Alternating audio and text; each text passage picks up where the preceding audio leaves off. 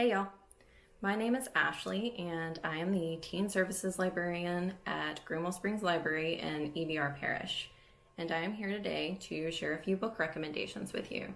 I've got all kinds of books, so hopefully at least one of these will appeal to you. The first one is Shudder by Courtney Alameda. It is filled with scary monsters and teen monster hunters. Micheline Van Helsing, yes, from Dracula, those Van Helsings. Her family has built up a foundation dedicated to hunting and destroying ghosts and monsters. Not vampires, though, because the vampires are extinct now. So at the beginning of the book, Micheline ends up at a hospital that is haunted, and it's killed several patients already. Some Catholic priests have gone in to try to exorcise this ghost. They have also been killed.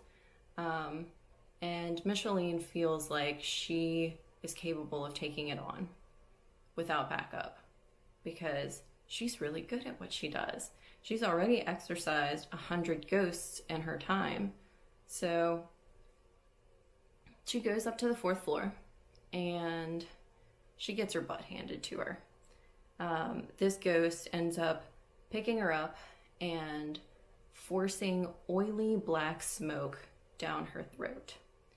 And she figures out later that it has actually cursed her with a soul chain. And if she cannot find it and destroy it in 7 days, then she will die. The next book I'm going to tell you about is I Hunt Killers. That one follows Jasper Dent. He is the son of the world's most notorious serial killer. And when he was growing up with his dad, every day was bring your son to work day. His dad really was grooming him to be the next great serial killer.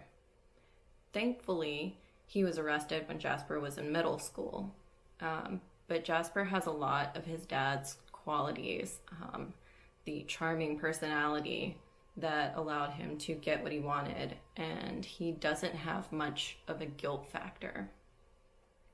But he lives in this really small town, and when he's in high school, people start ending up dead. And it looks just like the work of his father. So now it's up to him to prove that murder is not the family business. If you like Nicola Yoon, who wrote Everything, Everything, and The Sun is Also a Star, you have to check out Jackpot by Nic Stone. The writing is really similar and it was really good.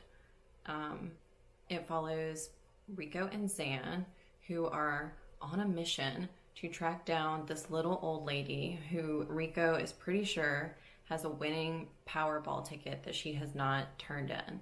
And the Powerball at the time is worth several $100 million. Rico has spent her whole life being very responsible. She's responsible for paying about half the bills in her household. She's responsible for taking care of her little brother. And she's been a loner and like not much of a kid because of it. And Zan is this very handsome, very rich, little bit of a playboy kind of guy that Rico ends up needing to enlist help from because Zan has also been known to be kind of a hacker and she needs those skills in her lottery ticket quest. And Zan is totally down for this because he thinks that Rico is super cute. And she thinks, well, he'll come along for just this bit and then see ya. But Zan is not content to let her do that. He is very much like, we're on an adventure doing this thing together and we will spend weeks if it takes weeks. It's super cute. And the characters are great. All right, next we've got #murder trending. The prison system has been reformed in this book.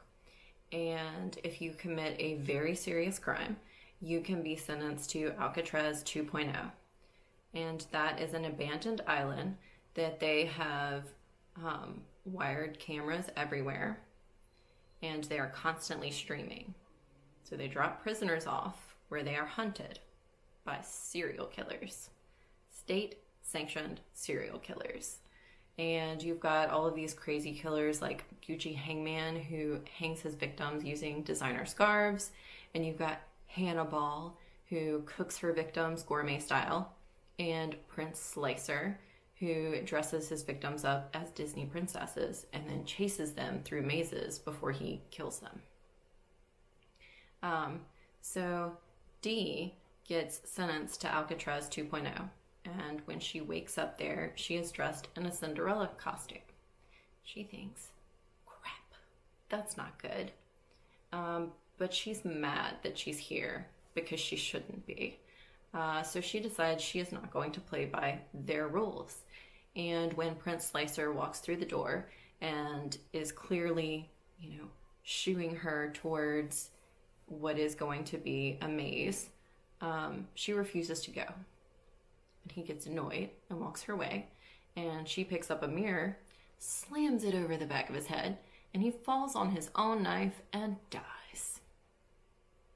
So now every serial killer is after her. But there's also a conspiracy afoot on this island because, as I said, Dee should not be here. So why is she? And finally, we've got a classic fantasy, Alanna by Tamora Pierce.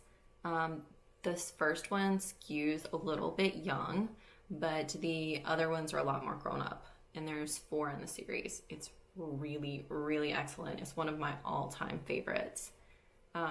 It follows Alanna, who is about to be sent away to learn to become a lady.